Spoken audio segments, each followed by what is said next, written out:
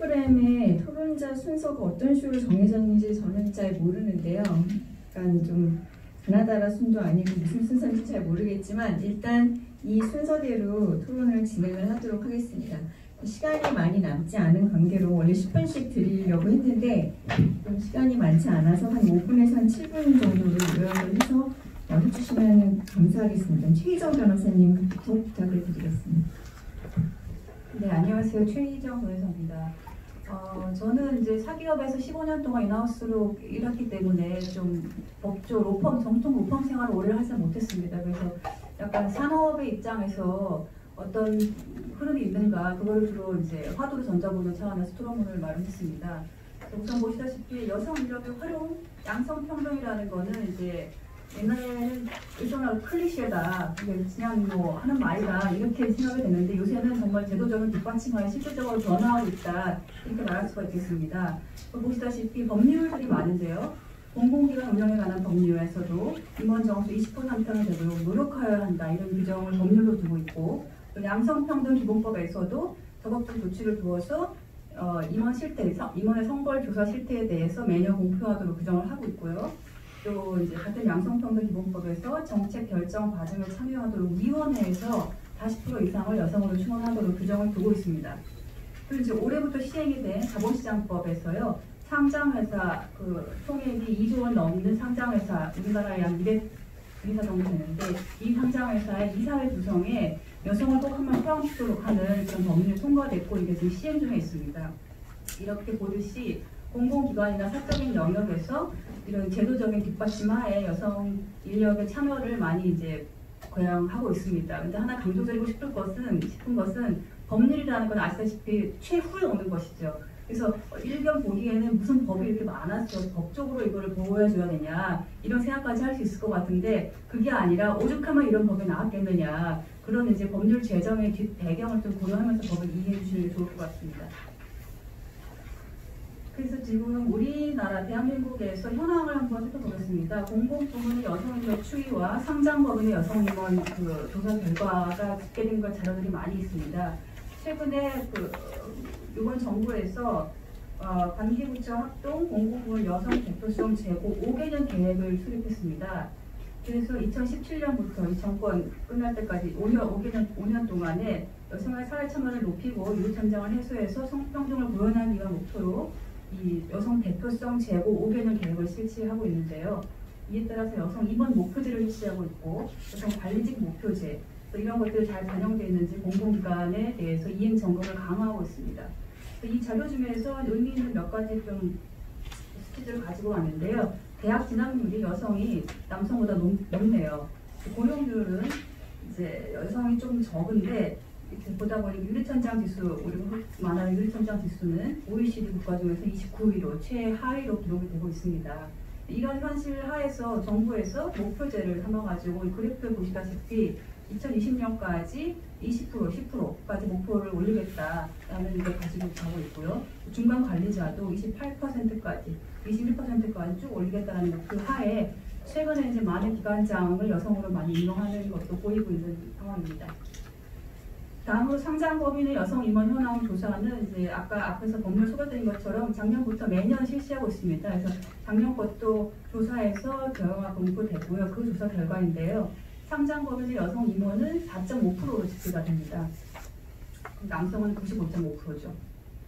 전체 기업의 여성 근로자는 40만 명 정도로 근로자 중 25.5%인데 여성 임원은 1,300명 정도로 여성 근로자 대비 여성 임원이 0.34%에 불과하다라고 집계되어 있고요.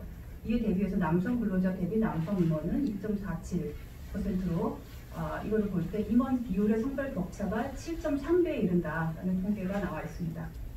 여성 임원이 높은 산업 비율이 교육 서비스업, 협회 및 단체 기타 서비스, 예술, 여가 산업 이런 쪽으로 쭉 집계되고 있고요. 이런 것들 통계 자료인데 상장 법인의 현황이 이렇다는 것으로 참고하시면 좋을 것 같습니다. 그래서 이제 공공기관이 이렇고 또 상장 법인도 이렇다. 그럼 이제 우리나라 공적인 기능, 우리 이제 대한민국 기본적인 인권을 수호하는 법률가 집단인 변호사 집단에서 로펌은 어떠한가? 라는 관점에서 오늘 이 자리가 마련된 거고, 그래서 이제 이런 좋은 기회가 마련된 것인데요. 그래서 보니까 지금 김기정 변호사님이 아까 얘기하신 것처럼 이 그래프 한 장에 모든 걸 말해주고 있습니다. 상장법인의 통계랑 거의 유사한 숫자 같은데요. 이게 갈수록 쭉 내려드는 그런 재밌는 그래프가 있죠. 이런 현상입니다. 보고 나니까 우리가 이제 왜 여성 임원을 키워야 되느냐, 로펌에 왜 여성 파트너를 꼭 있어야 되는다고 말을 해야 되느냐, 그런 관점에 의문을 드릴 수가 있을 것 같아요. 그래서 그런 거는 아까 이제 김성 변호사님 말씀도 있었지만 자연스러운 변화를 기대해서 양성평등이 실현될 때까지 기다리기에는 2181년 돼야 된다는 것이고요. 그러기에 변화의 속도가 너무 빠르고 우리 사회가 뭐 결핍의 사회에서 성숙의 사회가 변화야 된다 이런 말들을 많이 하고 있지 않습니까? 그래서 우리 사회에 리더십의 변화가 필요하다는 말을 많이 합니다. 옛날에는 어떤 무슨 결핍의 리더십이다, 뭐 빨리 끌고 가는 리더십이 필요하다. 그러면은 이 사회가 변화했기 때문에 뭔가 소통의 리더십이 필요하다. 그 소통의 리더십이 여성 리더십이다. 이런 책들도 많은 것 같습니다. 그런 맥락에서 여성을 왜 이렇게 해야 되느냐의 관점은 그런 우리 사회 변화와 그거를 빨리 앞서 나가기 위해서 부분이 필요한 거다라는 명제를 다 같이 이해를 해야지 논의가 의미가 있을 것 같습니다. 그래서 리더층의 변화는 조직 분위기의 전체의 빠른 변화를 유도하는 것이고요. 공공기관과 상장법인의 여성 고위직 인력 비중 확대 노력에 맞춰서 로펌 내에도 여성 비중 유지와 고위직 재직을 고려해서 사회 전반의 변화를 유도할 수 있어야 되겠다. 말씀드릴 수 있겠고요. 그다음에 그래서 최근에 ESG라고 말들을 많이 합니다. Environment, Social Governance에서 ESG가 사회적 어떤 조직의 지속 가능성을 되는 속도로 ESG 투자를 많이 해서 ESG가 중요하다는 말을 많이 하는데요. 이게 우리나라 법에도 쓰여져 있고 법뿐 아니라 요새 투자 동향으로 많이 나오고 있습니다. 그래서 이제 이것은 여성을 조직에서 키워야 되는 것은 우리 사회 전체의 ESG뿐만 아니라 법무법인 자체의 ESG를 키우는 것이다. 그런 걸 강조하고 싶고요. 최근에 보면은 이런 어떤 ESG 펀드, 우먼 펀드 이런 것들이 많이 생기고 있고 이런 경향에 따라가지고 최근에 로펌들도 ESG 벤처 출범하는 것들을 좀 표현해 본 적이 있고요. ESG 투자 원칙을 소개하면서 이제 어떤 미디 등 그런 이벤트를 마련하는 걸 많이 봤습니다. 그래서 이런 거를 많이 강조를 하시는데 이거는 약간 좀 어둡지 않은 말씀이지만 로펌 자체적으로 ESG를 먼저 실천을 하시고 하면은 더 진정성이 있겠다 이런 말씀을 드리고 싶네요. 마지막으로 그러기 위해서 우리가 현실적으로 뭘 해야 될까? 많이들 말씀하신 것처럼 조직 자체의 노력도 필요하고 개인의 노력도 필요합니다. 조직의 노력은 일의 가정 양의 분위기 노력도 필요하고 그래서 우리가 이제 다이버시티를 갖추어가는다는 건 일단 기본적인 명제이기 때문에 이거를 반영할 수 있는 캐피탈 버지팅을 해야 된다. 로펌에서도 캐피탈 버지팅을 할 때 단순히 수익을 위한 게 아니라 뭔가 ESG를 실천하고 요새의 그 주주라든지 그런 지배구조 볼 때 기업을 볼 때 단순히 이윤을 내는 집단으로 보지를 않는 게 요새 경향인 것 같아요. 그래서 단순히 이윤 내는 집단이 아니다. 이윤을 내서 무언가를 가치를 창출하는 게 기업 조직이다라는 말들을 많이 합니다. 그 말은 참 맞는 것 같고 그런 걸 분석해 볼 때 캐피탈 버지팅을 어떻게 어느 관점에 설계를 해야 될까 그런 것들을 경영층에서 잘 반영을 해주셨으면 좋겠고요. 그리고 좀 빨리 하려니까 숨이 차네요. 그래서 리더십을 경험할 기회를 제공해야 된다. 이게 되게 중요할 것 같습니다.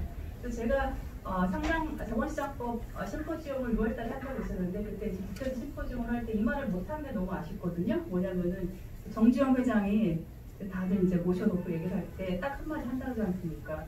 자네 해봤어? 해봤어? 라는 말을 이제 누군가 이제 부하 직원이 뭔가를 갖고 안 됩니다 할 때 해봤어? 라는 말을 항상 던진다고 하잖아요. 그래서 여성 리더십을 키우는 것도 뭐가 안 돼, 뭐가 부족해, 뭐가 되려면 많죠. 하지만은 이제 해봤어의 정신으로 한번 좀 맡겨보고 리더십을 경험할 기회를 주면은 훨씬 새로운 결과, 실패하더라도 다양한 새로운 실패해서 얻는 것도 많잖아요.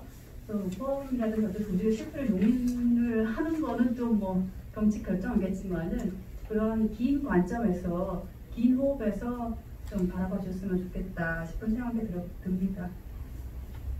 그리고 이 설문조사 많이 했는데 이거를 저희가 할 때 이제 너무 말이 많았네요. 마지막은 매년 이거를 실시해가지고 변화의 추이를 지켜보면 좋겠다. 라고 썼습니다. 예, 이상입니다.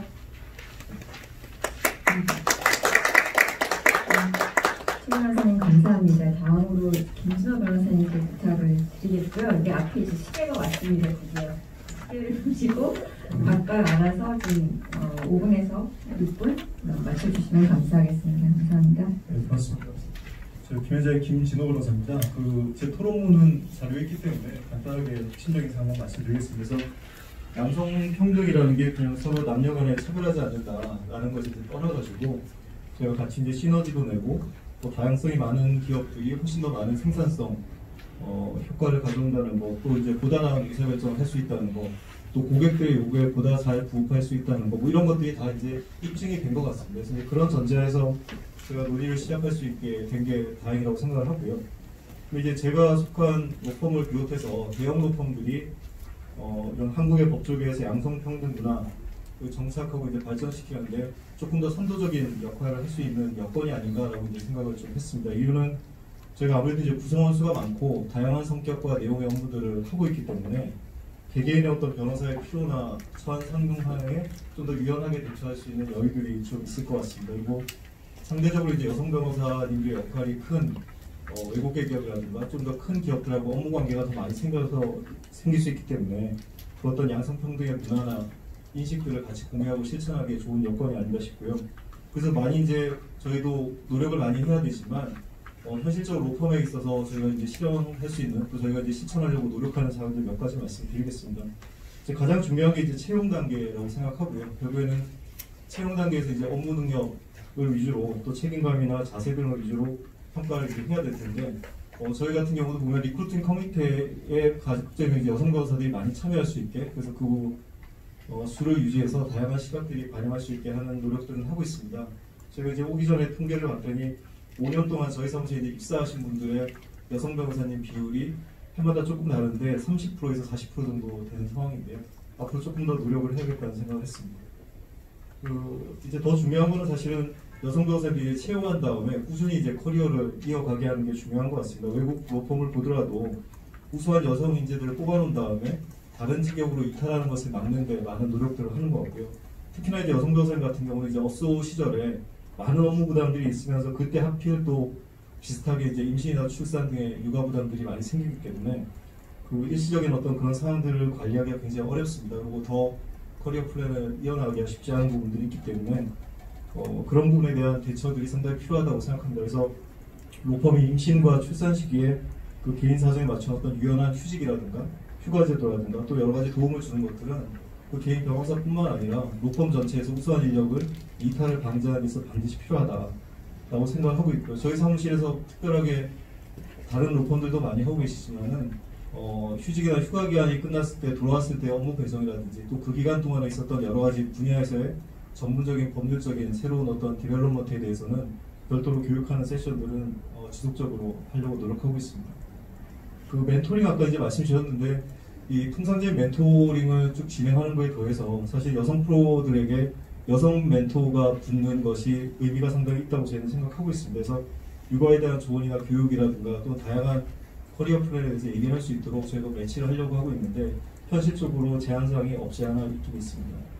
근데 여기서 이제 저희가 항상 어려움을 느끼는 것이 시니어 변호사님들이 그 한 명 한 명의 여성 변호사들에 대해서 어떤 밸류를 보고 그 프로페셔널 디벨롭먼트에 대해서 굉장히 관심을 갖고 있다는 커미트먼트라고 할까요? 관심이라고 할까요? 의지 같은 것들을 보여주는 것이 크게 중요하다는 것을 많이 느끼고 있습니다. 종래에 이제 저희가 업무 배정이나 평가 기준 이런 것들이 남성 변호사들 위주로 많이 돼 있기 때문에 그런 기준으로 일률적으로 적용하는 경우에는 여성 변호사님들을 개별적으로 케어하고 또 성장을 돕는데 세심한 배려들이 부족할 수 있다고 생각을 하고 있습니다. 저희 나름대로 지금 최근에 많은 그런 노력들을 좀 하고 있고 현실적으로 보면은 저희가 30대에서 40대의 여성 변호사 비율이 많이 올라가고 있고 그분들이 이제 각각의 프랙티스 그룹에서 조금 더 리더십 있는 역할들을 하고 있는데 그런 노력들이 앞으로 계속 돼야 될 것 같다고 생각하고 있습니다.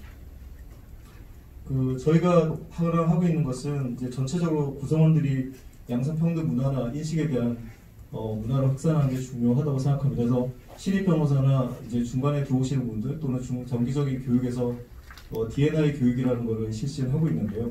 그래서 그거 이제 다양성이라는 게 저희들한테 이제 시너지를 주고 각각의 서로 간의 다름을 이해하는 것들이 전체적인 생산성을 높이고 서로 간의 효율성을 높인다는 얘기들을 많이 하고 있습니다.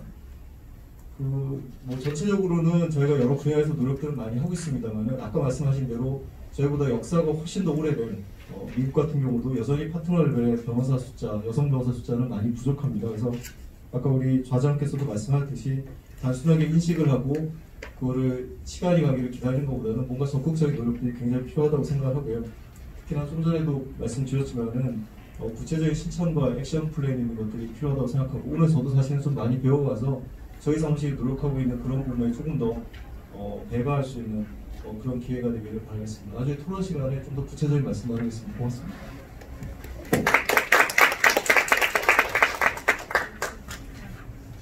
변호사님 감사합니다. 다음으로는 한희봉 변호사님께 부탁드리겠습니다. 네, 안녕하세요. 법무법인 텔코니아 한희봉 변호사입니다. 저는 양성평등의 실현 문제는 항상 로펌에서 큰 딜레마 중에 하나입니다. 로펌이 업무 효율 향상과 수익성 개선에 관심을 가질 수는 없고, 과연 양성평등 실현이 이 업무 효율 향상 및 수익성 개선에 도움이 되는가 라는 데 대해서 결론이 나지 않는다면 그게 실천이 쉽지 않을 거라고 생각합니다. 설문조사 내용을 보면 변호사 채용 승진 업무 배분에 있어서 여성 변호사에게 불이익을 주거나 차별해야 된다고 생각하는 로펌 경영계는 없을 것 같습니다. 로펌업계에 있어서 의미 있는 진전이 있기 위해서는 적극적이고 구체적인 실행 방안을 이행하고 지속적으로 노력하는 것이 필요합니다.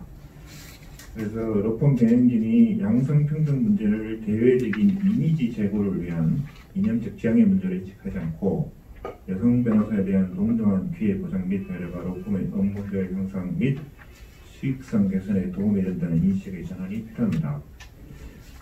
장기적인 관점에서는 지속적인 성장을 위해서는 양성평등 실현이 불가결하다는 인식이 필요하지만 아직까지 이러한 인식이 충분히 확산되어 있지는 않는 것 같습니다.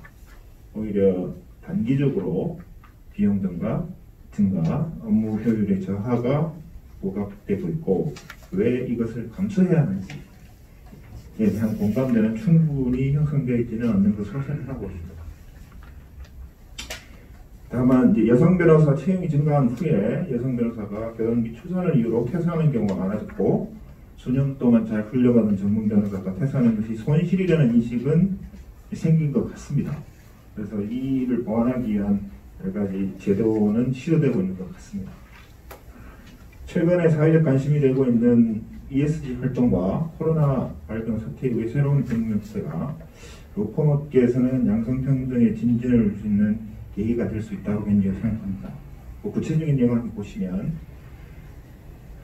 먼저 ESG의 경우 미국과 유럽의 일부 대형 기관 투자가들이 시작한 이 운동이 상당한 시장 동력으로 자리 잡은 것 같습니다. 대외적인 이미지와 기관 투자자에 대한 IR을 감안해서 기업이 하나의 파트너십으로서만 선언하는 데 만족하지 않고 ESG를 옹호하는 기관 투자자들은 구체적인 지표를 통해 각 기업의 여러 실행 방안이 제대로 이행되고 있는지를 점검 및 평가하고 있으며 이를 투자 결정에 적극 활용하고 있습니다. 기업의 구매 활동, 특히 법률 서비스 구매 활동을 포함해서 거래업체가 ESG 정책에 호응하는지 이를 위한 구체적인 실행 방안을 두고 있는지를 점검하는 기업도 늘어나고 있습니다. 실제로 다이버시티는 사회적 책임의 중요한 항목으로서 미국 대기업이 로펌과 거래를 할 때 리테이너 어그리먼트에 이 다이버시티에 관한 조항을 넣고 이를 적극적으로 이행한다는 확약을 받기 시작했습니다. 실제 일부 미국 기업에서 국내 로펌의 여성 변호사의 비율, 여성 파트너의 비율, 당해 고객을 위한 업무에 여성 변호사들이 얼마나 관여하는지를 알려달라고 하고 변호사가 여성 변호사의 비율을 높이기 위한 노력과 그 이행 상황을 알려달라고 합니다.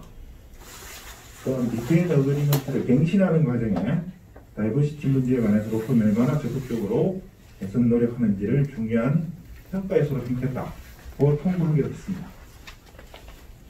아직 한국 대기업에서는 이런 요구를 하는 것은 아직 없는 것 같습니다.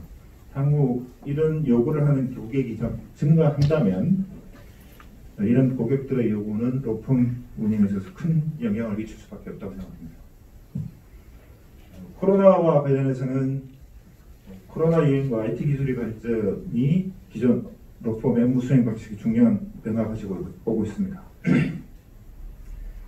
재택근무가 일상화되고 대면 회의보다는 화상회의가 보편화되고 있습니다. 재택근무가 강제되기 이전에는 재택근무가 업무 효율을 떨어뜨리고 여러 가지 부작용이 있을 것을 우려했으나 현재까지 업무 효율이 현격한 저하나 심각한 부작용은 없는 것 같습니다.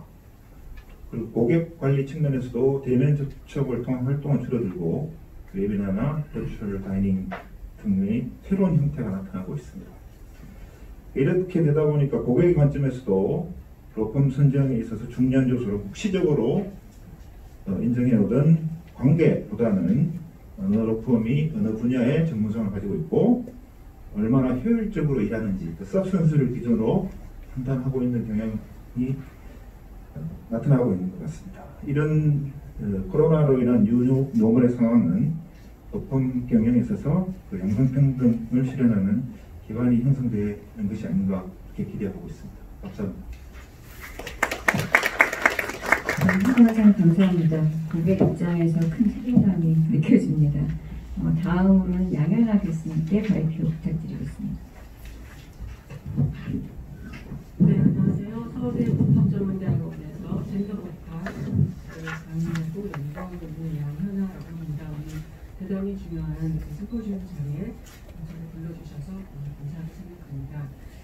저도 시간이 많지 않은 관계로 토론론의 주요 부분을 말씀을 드리면서 토론론을 진행하고자 합니다.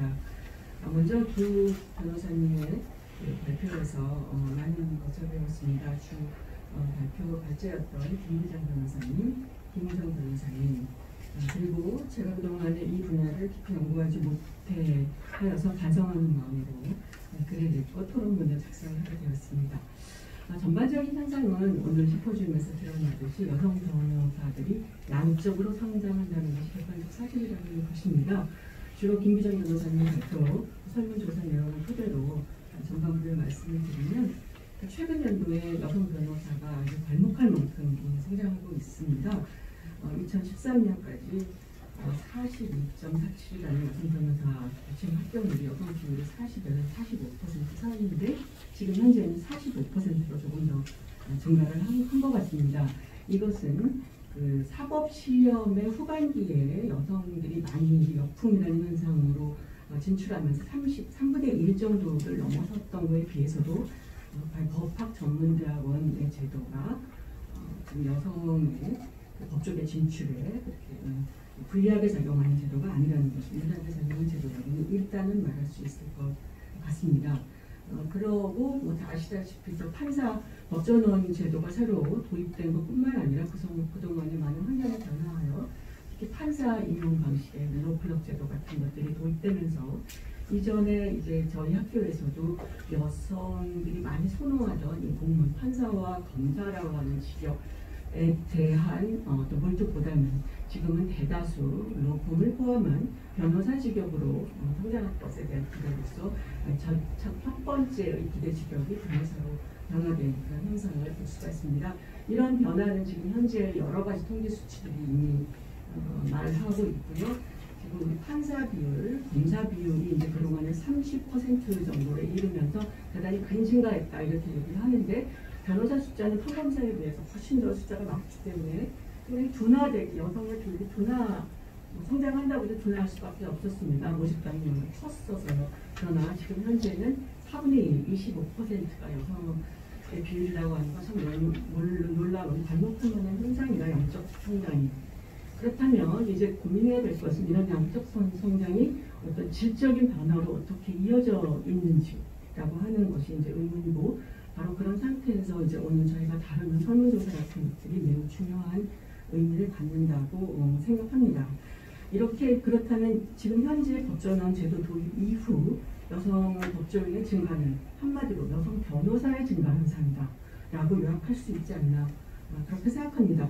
그렇다고 하면 법학 교육서부터 로펌의 정책과 조직과 문화 또 그것을 넘어선 한국의 법률가 역할의 어떤 대안과 등등 모두가 사실은 이러한 여성 변호사의 급증을 어떻게 수용하고 또 활용할 것인가 초점을 맞춰야 됐었던 게 아닌가 이런 생각을 해보았습니다.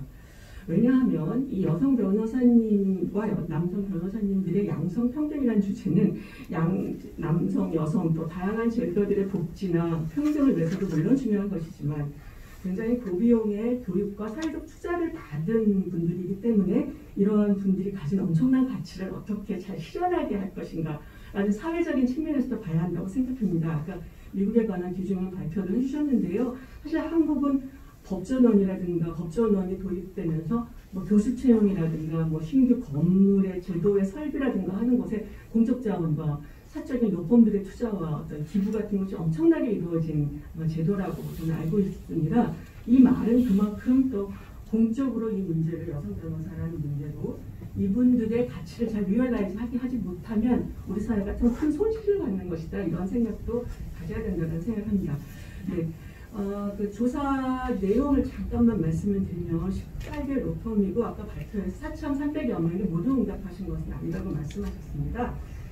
그리고 이제 제일 눈에 띈 현상이 이제 여성들이 이 로펌의 주요한 정책이나 의사결정에 참여할 가능성이 대단히 저조하다. 경영진 파트너 이런 표현을 쓰셨는데요. 이런 면에서 이 주요 의사결정의 여성 혹은 이제 여성적 감각이 활용될 가능성은 매우 낮아 보입니다. 즉 남성적 감각이 지배적인 제도 속에 여성들이 여기서 살아남기 위해서 노력을 해야 하는 지금 이제 그런 상황이 아닌가 생각을 하는데요. 이렇게 여성들이 주니어 쪽에 많이 몰려있는, 어서에 많이 몰려있는 걸 지금은 꼭 부정적이라고 말하는 건 too soon이긴 한데 too early긴 너무 이릅니다. 왜냐하면 이때까지 그 로펌 제도의 노스쿨 제도에 따른 주니어 변수가 작용을 하기 때문에 이 주니어 변수와 기존에 여성 변호사들이 있었는데 뭐 떠난다든지 뭐 차별로 인해서 어떤 뭐 다른 어떤 현상들이 있었다든지 그거는 두 것을 분리해서 봐야 되지 그 막대 그래프 하나가 모든 것을 지금 다 좀 내용적으로 봐야 된다는 생각이 하나 들었고요. 또 하나는 이제 응답수가 저는 4,000개가 넘었다고 처음에 이해를 했었습니다. 그래서 응답수 안에 분포가 주로 괄호 속에 표상되어 있는데 그 괄호 안의 숫자가 발표를 앞에 김 변호사님 듣다 보니 응답한 로펌 개수고 복수 응답이 있었던 것 같습니다.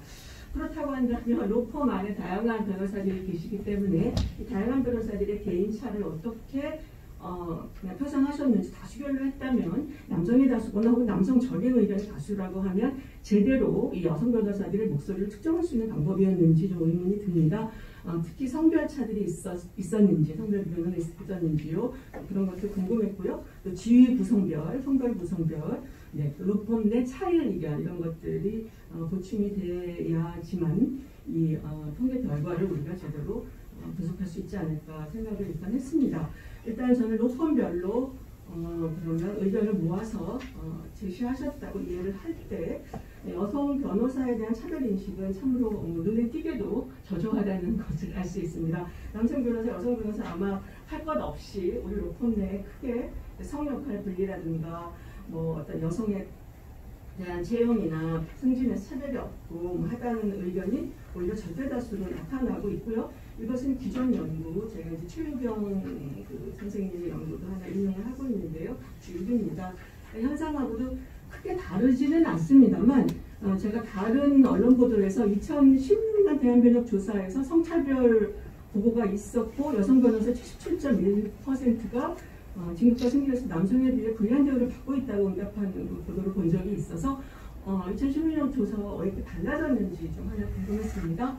또한 참고로 그 권현지 교수님이라는 분이 했던 조사를 좀 찾아보게 되었는데요. 채용 과정에서 과정뿐 아니라 인사 업무 전 영역에서 이런 업무가 젠더화되어 있다. 그러니까 젠더에 따라 다른 뭔가 구조가 작동한다라는 연구를 했고 이분들은 11명의 변호사에 대한 심층 면접 방법을 조사했습니다. 자세하게 설명드리기는 어려울 것 같지만 이분들의 연구를 좀 제가 요약한다면 어떤 명시적 차별이 있다기보다는 비명시적 여성 차별의 기자가 여전히 작동하고 그런 관행도 없어지지 않았다. 그러니까 특별히 지금 더 만들었다는 의미보다 없어지지 않았는데 여성 숫자는 증가한 거죠. 그래서 이 두 가지의 지금 구조적인 문제가 서로 부딪히하고 여성은 전처럼 그렇게 극소수들이 아니기 때문에 그래서 여성의 엔트리 단계에서는 차별이 없는 것처럼 보이지만 진입 단계에서는 양쪽으로 늘어났지만 질적으로 그 내용에서와 그 문화에서는 계속적인 비명시적인 차별이 있다. 그렇게 얘기를 하고 있는 것 같습니다. 제가 좀 말씀드리고 싶은 건 그래서 이제 여성의 목소리가 제대로 측정된 건지라는 의문을 말씀드렸고요. 또 권혜원 교수 중에 응답자와의 응답과는 왜 이렇게 큰 차이가 나는지도 의문입니다. 제가 이 의문에 대해서 몇 가지 그냥 제가 추정적인 의견을 견해를 조심스럽게 적어본다면 주니어 변호사들이 대부분일 우리 여성 응답자들은 실제 차별을 경험할 단계에 그런 경험을 단계에 진입하지 않았거나 혹은 여성 변호사들이 자기 심리적인 부담이나 자기 검열이 작동하거나 혹은 굉장히 들어가시기 어려운 곳에서 자긍심이나 책임감이 크다고 봅니다. 그래서 차별을 부정하고픈 그런 태도가 있는 게 아닌가. 특히 남성 변호사라면 더욱더 차별을 보이지 않을 겁니다. 저는 이것을 젠더 중립성의 신화, 성 중립성의 밸런스 오브 젠더 뉴트럴리티, 그러니까 굉장히 뉴트럴하다. 저는 그게 지금 현재 사실 저희 대학에서도 그런 태도들은 많이 있지 않나 학생들 간에도 라고 생각하고 우리 사회가 여성에게 무슨 차별이 있어 라고 하는 되게 놀랍게 이렇게 반응하는 경우들을 보아서 게다가 그거 엘리트인 지금 여성 변호사들이 이런 중립성을 가질 확률이 높다라고 봅니다. 요약하자면 그 다음 68페이지의 이 의견에서 제가 읽은 그 의견은 굉장히 이제 추상화시켜서 굉장히 그 연구 결과를 표상화하셔서 자세히 알기는 어렵지만 로펌에는 어떤 차별이 없고 영어 능력 부족이나 임신 출사 육아 같은 여성 자신의 이익에 의해서 승진의 어려움이 있다면 있는 것이다. 이런 의견이 나타난 것이 아닌가. 그 다음에 여성 변호사에게 해줘야 할 정책은 영업 차이 극복을 위한 교육과 멘토링 또는 모성보호 조치 정도가 될 것이라고 그렇게 생각합니다. 그런데 이제 중요한 것은 이렇게 여성들이 개인적으로 자기가 커플에게 잘 노력을 해서 이렇게 극복을 하는 문제를 넘어서서 좀 더 제도적으로 과연 로펌의 지금 현재 운영에서 이상적인 법률가란 젠더적으로 누구를 기준으로 하냐. 이제 여성이 이렇게 4분의 1, 3분의 1이 되는 시대면 이것을 양성화 내지는 여성화로 끌고 와야 되는 것이 아니냐.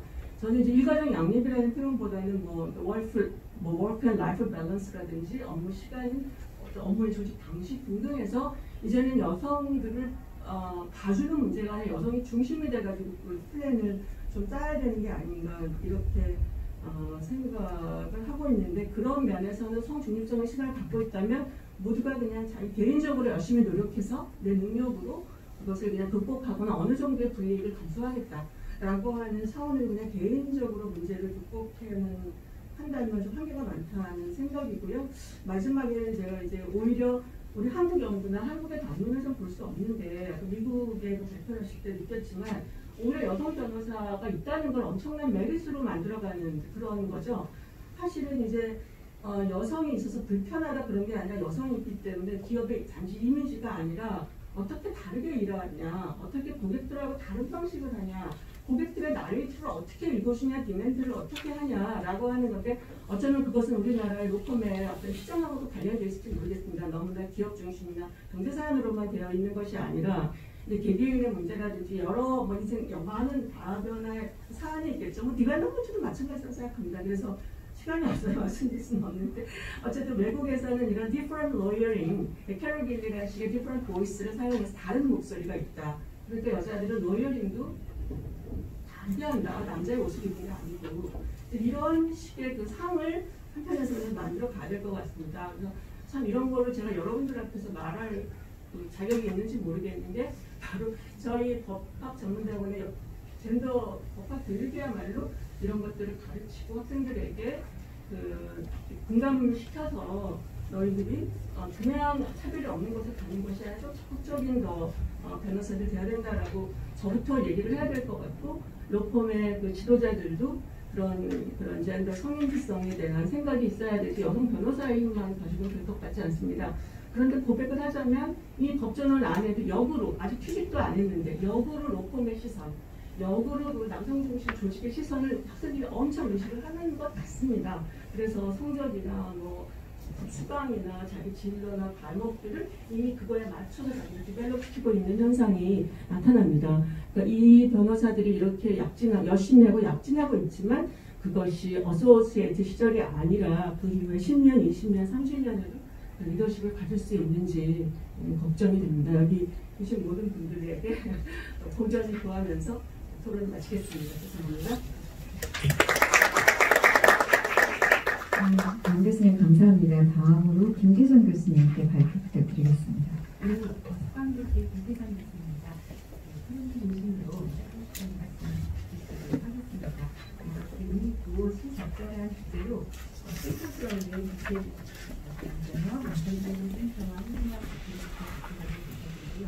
저는 법조학원에 오기 전에 한 8년 정도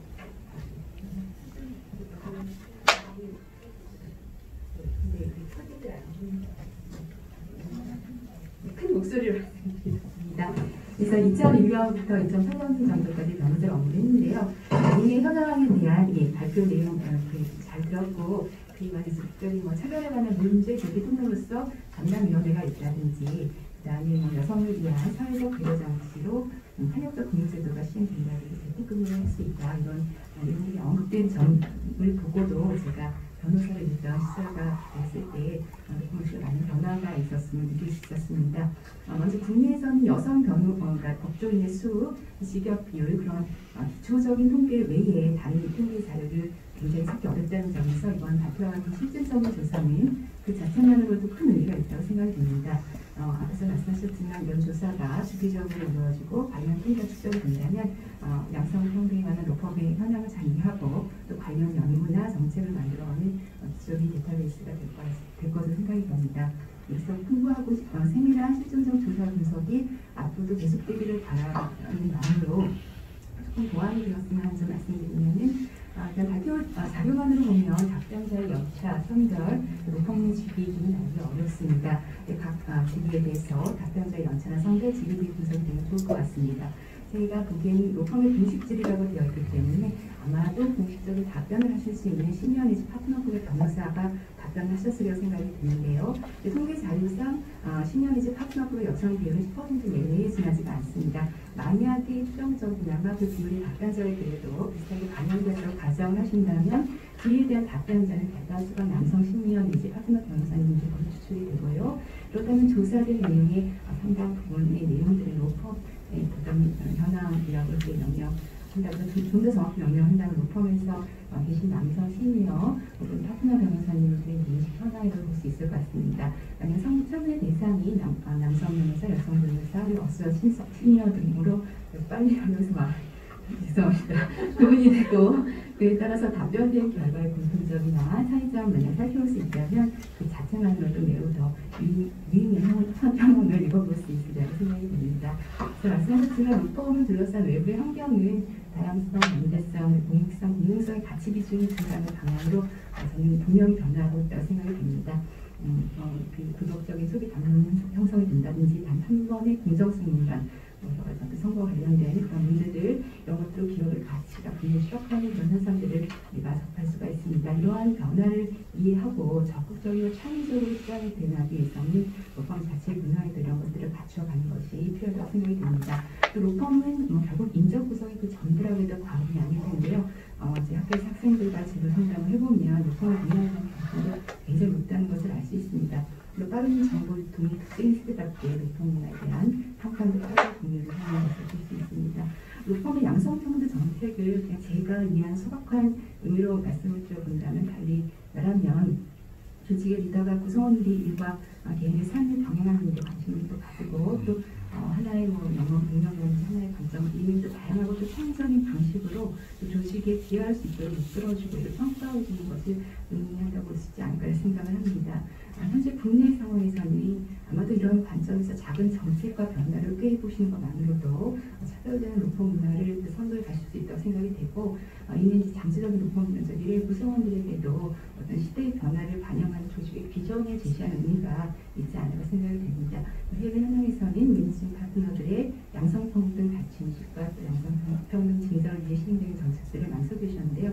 국내에서처럼 이런 정책들이 장기적으로 로펌의 퀄리티를 형성하고 시장에 대한 경쟁 이해가 확산되기를 기대합니다. 감사합니다. 김덕수님 감사합니다. 동경하사님 발표 부탁드립니다. 네, 안녕하세요.